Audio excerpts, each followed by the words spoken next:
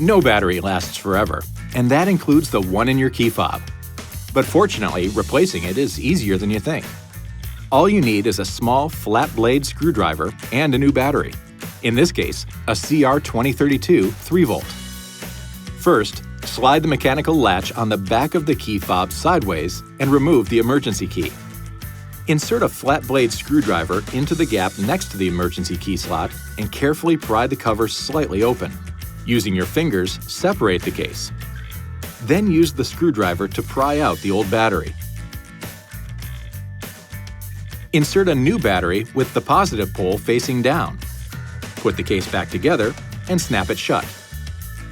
Now, just reinsert the emergency key and you should be all set. This video is not intended to take the place of your owner's manual. For complete details and other important safety information, please see your owner's information.